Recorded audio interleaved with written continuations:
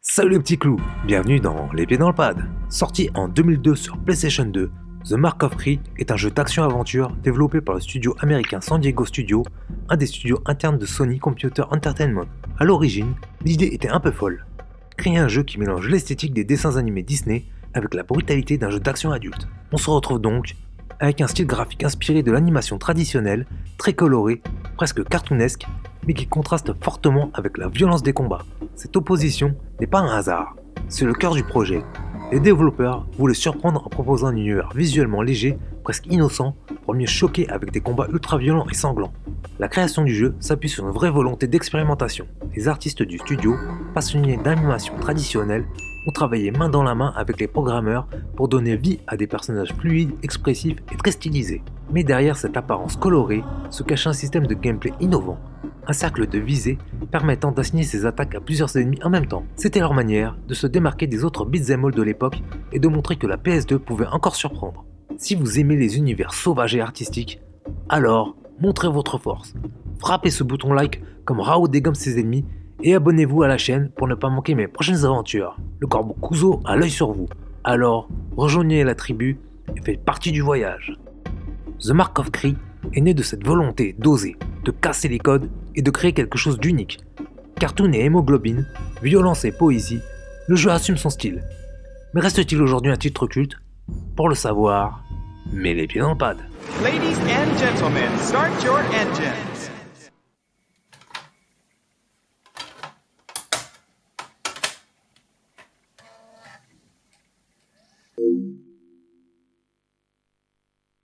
Faites groupe autour de moi, vous qui êtes prêts à m'écouter. J'ai un conte à relater, une histoire de guerriers et de rois, une saga de magie noire, une légende de grande aventure. Il y a bien longtemps, au tout début des temps, plusieurs sorts maléfiques furent créés. L'un d'entre eux avait le pouvoir de relier le monde des ténèbres au nôtre, un sort maléfique n'ayant d'autre but que la destruction la plus totale. Mais ce sort était puissant et maléfique, et très difficile à détruire. C'est pourquoi il fut caché en un lieu où personne ne pourrait le trouver, éparpillé de par le monde, en 6 lieux différents, confié à la garde de 6 familles. Mais avant d'avoir pu prendre forme, le sort fut volé et brisé en 6 morceaux différents, 6 lignes, 6 phrases magiques. Ah, mais tous les hommes sont mortels, et le temps et la peur ne font pas bon ménage. Trop vite, nous avons tendance à oublier le dard de l'abeille et la brûlure du feu. Avec le temps, les familles commencèrent à oublier le pourquoi de ces sauts, et les hommes à ignorer les antiques mises en garde contre ces paroles maléfiques. Il ne s'agissait que de simples histoires, les contes d'un lointain passé. Mais les semi-mortels du monde des ténèbres ne connaissaient, eux, rien au temps. Et avec une patience infinie, ils attendirent leur moment. Un millénaire plus tard, leur joie sombre éclatait. Les sorts avaient été redécouverts. À première vue, on pourrait croire à un simple beat'em all. Le gameplay est un mélange entre combat brutal et infiltration. Armé d'une épée, puis plus tard d'un arc, d'une lance et d'une hache, Rao, immense guerrier, peut découper ses ennemis avec une violence graphique rarement vue à l'époque. Mais ce qui fait toute la particularité du jeu, c'est son système de ciblage. Grâce à un cercle de visée que le joueur peut déployer autour de Rao avec l'aide du stick droit, chaque ennemi présent dans ce rayon se voit attribuer un bouton de la manette. Résultat, au lieu de matraquer une seule touche pour frapper, vous pouvez enchaîner plusieurs adversaires en même temps dans un balai fluide et sanglant. C'est à la fois intuitif, spectaculaire et stratégique parce qu'il faut constamment choisir qui attaquer en priorité et comment enchaîner les coups. Si le système de ciblage a été pensé comme une innovation, dans la pratique, c'est autre chose. Sur le papier, attribuer un bouton à chaque ennemi devait donner des combats dynamiques et chorégraphiés. Mais, manette en main, cela peut vite devenir rigide et brouillon. Déjà, parce que si plusieurs ennemis t'encerclent, tu passes ton temps à jongler entre les touches sans toujours garder le contrôle de la situation. Ensuite, les adversaires n'hésitent pas à interrompre ton combo en te frappant, ce qui casse complètement la sensation de fluidité que le système voulait justement mettre en avant, et cela donne un côté laborieux et frustrant des combats. Mais ce Mark of Cree ne se limite pas à cogner dans le tas. L'autre grande dimension, c'est l'infiltration. Rao peut surprendre ses ennemis, les exécuter discrètement et nettoyer une zone avant que l'alarme ne se déclenche. C'est là qu'intervient Kuzo, son corbeau. Ce compagnon n'est pas qu'un simple animal. Vous pouvez l'envoyer en éclaireur pour espionner, survoler des camps, repérer des gardes et ainsi préparer vos attaques à l'avance. Ce système encourage vraiment le joueur à réfléchir avant d'agir et apporte une véritable satisfaction.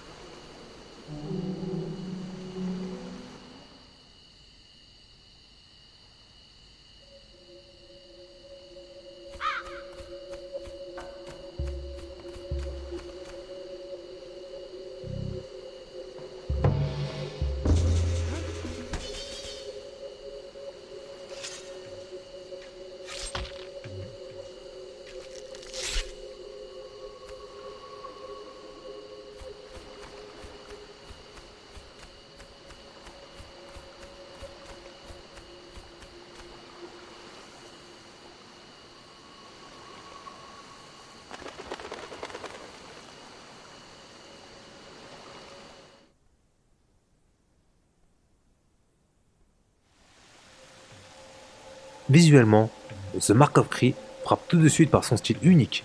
Les développeurs ont choisi une direction et une identité artistique forte, inspirée des films d'animation de chez Disney, comme si on regardait un dessin animé. Les personnages sont expressifs, exagérés dans leurs proportions, mais portés par une fluidité d'animation qui leur donne une vraie présence à l'écran. L'aventure, quant à elle, ne se limite pas à un décor polynésien. On voyage à travers des paysages très variés et dépaysants.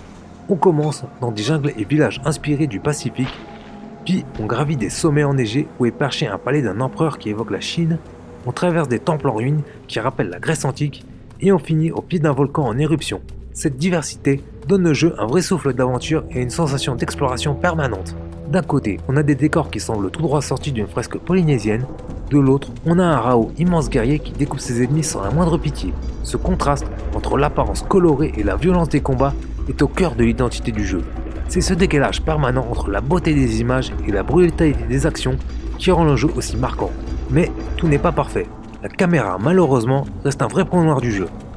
On ne peut pas la contrôler, et pendant les combats, elle peut vite devenir chaotique, se perdre derrière un décor, cacher Rao ou rendre certains affrontements confus. Ce défaut technique casse parfois l'immersion et la fluidité que le jeu cherche à créer, et il faut souvent s'adapter aux angles de vue imposés plutôt que de profiter pleinement de l'action. Malgré ses limites, la réalisation de The Mark of Cree réussit à créer un univers visuel unique où chaque zone, chaque décor, chaque symbole contribue à l'identité étrange et fascinante du jeu. C'est un mélange de beauté, d'exotisme et de brutalité qui reste mémorable, même si la technique n'est pas toujours à la hauteur de l'ambition.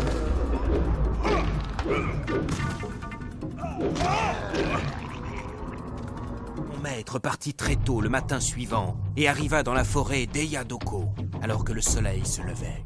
Baomusu avait réagi de manière étrange quand il avait été informé de cette offre qu'on avait faite à Raoult, appelant l'étranger l'ombre des ténèbres. Il avait mis Raoult en garde, lui demandant de ne pas aider le vieillard, car il pressentait le mal autour de lui. Mais mon maître était jeune et têtu.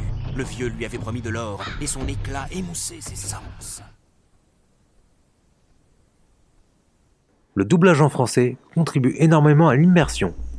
Ces voix sont vraiment bien interprétées. Chaque personnage a sa propre personnalité, que ce soit par le ton, le rythme ou l'intonation. Cela ajoute beaucoup de profondeur et de crédibilité à l'univers, sans jamais tomber dans l'exagération ou le surjeu, ce qui était assez rare pour un jeu PS2 de cette époque. Grâce à ces doublages, chaque rencontre devient plus marquante et contribue à l'immersion, même si le héros Rao reste silencieux et mystérieux.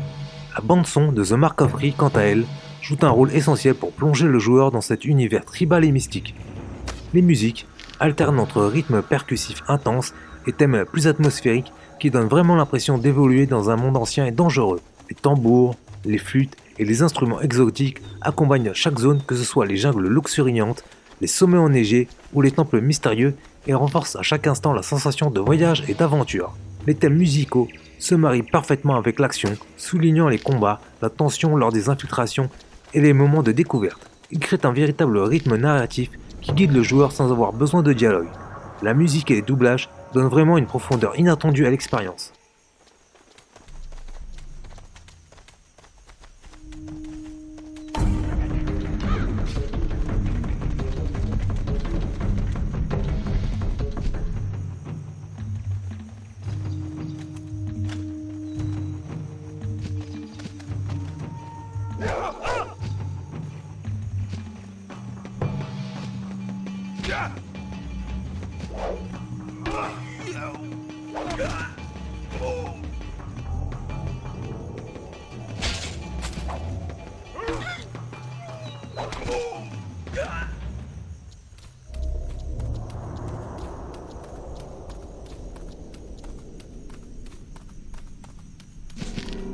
Le feu brûlait plus violemment au plus profond de son cœur, un feu qui consumait sa douleur pour la transformer en fureur. Son cœur réclamait la vengeance, sa lame réclamait son quota de sang.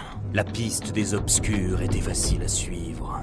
Au plus profond d'un désert, enveloppé par la nuit, les maisons des nécromanciens s'étalaient comme le squelette d'une vieille bête.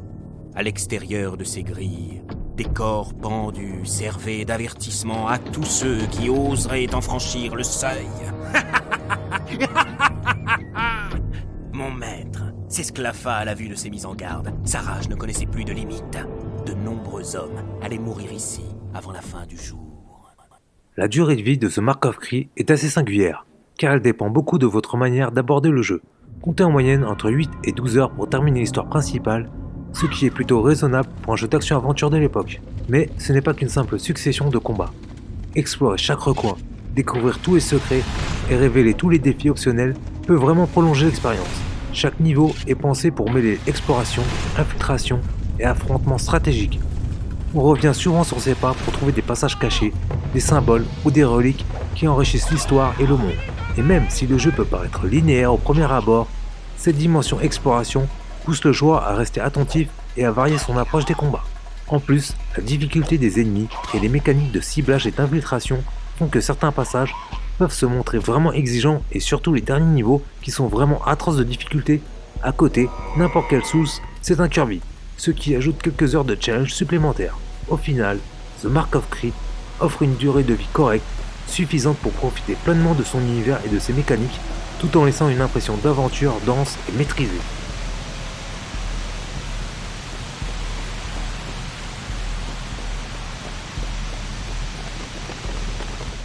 Mon maître consacra des journées entières à sa recherche du plateau, là-haut dans le nord. L'histoire contée par l'oracle l'avait intrigué. Pourquoi refuser de lui faire connaître son destin? Avait-il une certaine importance dans ce monde? C'est ce que lui avait dit la voyante. Sa vie avait pris une tournure inattendue. Et Rao ne savait plus à quoi s'attendre. 23 ans plus tard, The Mark of Cree mérite encore qu'on s'y intéresse, même si quelques nuances s'imposent. C'est clairement un hidden gem de la PS2. Un jeu qui ose, un style graphique unique, un univers tribal varié et une approche de combat originale, mais qui est souvent passé sous les radars. Malgré son âge, il s'en sort plutôt bien sur le plan artistique. Son style visuel très stylisé et son identité graphique restent agréables à regarder même aujourd'hui. En revanche, certaines mécaniques, surtout le système de ciblage et la caméra, peuvent paraître datées et frustrantes pour les joueurs modernes, rendant certains combats moins fluides et parfois difficiles à suivre. Bonne nouvelle quand même pour celles et ceux qui voudraient le redécouvrir. Le jeu est disponible sur le PlayStation Store pour PS4 et PS5.